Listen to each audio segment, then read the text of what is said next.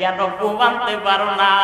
বলে গতকালকে যারে দাফন করে রাখলাম, আজকে শোয়া থেকে নিয়ে ওই দাফনের দৃশ্যটা আমার চোখের মধ্যে ভেসে উঠতেছে, যেই কারণে চেষ্টা করেও আমি চোখের মধ্যে ঘুম আনতে পারি না। জোরে বলেন ঠিক কিনা? এ যুবক, একটুখানি যদি চিন্তা তুমি করতে পারো, আমি যুবক হলে কি হবে? আমার মতন কত যুবক দুনিয়ার থেকে বিদায় হয়ে চলে গেল। আমার চাইতে কত টাটকা নওজোয়ান মোটর সাইকেল অ্যাক্সিডেন্ট করে চলে গেল, রাস্তায় দুর্ঘটনায় প্লাবিত হয়ে বিদায় নিয়ে চলে গেল। কত যুবক রাস্তার মধ্যে শুয়ে দুনিয়ার থেকে বিদায় হয়ে চলে গেল। আমিও তো যাইতে পারি যে কোনো সময়, যে কোনো মুহূর্তে। জোরে বলেন ঠিক না?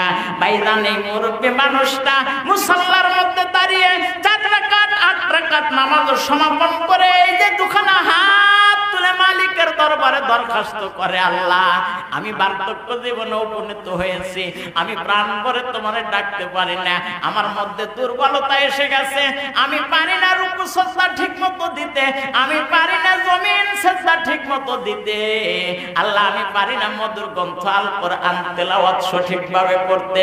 তার উপরে আমি তোমারে ভয় করি, তোমার উপরে আস্থা রাখি।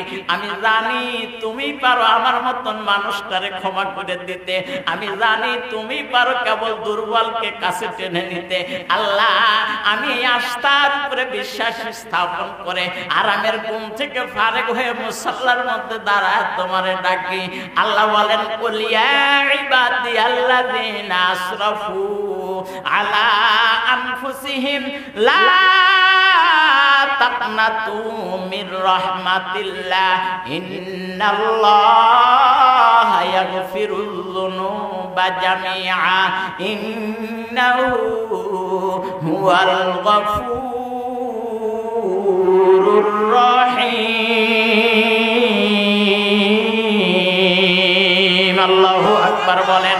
আল্লাহ ডাকতে বলেন, বান্দারে, এই যে গভীর রজনীতে তুই তোর দুর্বলতা স্মরণ করে আমারে ডাক দিয়েছস, আমি তোর ডাকটাকে বিফলে দেব না, আমি তোর ডাকটাকে কবুল করে নিলাম, গ্রহণ করে নিলাম। আর তোর জীবনের যত গুনাহ আছে আমি আল্লাহ পাক মাফ করে দিলাম। জোরে কন্না সুবহানাল্লাহ। আল্লাহ পাক কেন মাফ করবেন বাজান? আল্লাহ হলো দয়ার সাগর, তিনি হলেন রহমান, তিনি হলেন রহিম। তিনি তো মাফ করবার জন্যই তো তৈরি আছেন, তিনি তো মাফ করবার জন্য বাহানা খুঁজে বেড়াচ্ছেন। কি করে আমি আমার বান্দাকে মাফ করে দিতে পারি? মাফ করে দেওয়ার একটা নির্দিষ্ট জায়গা হলো মসজিদ। বাজান, প্রত্যেকটা মানুষ মসজিদের মধ্যে গেলে তার মধ্যে বিনয় তৈরি হয়।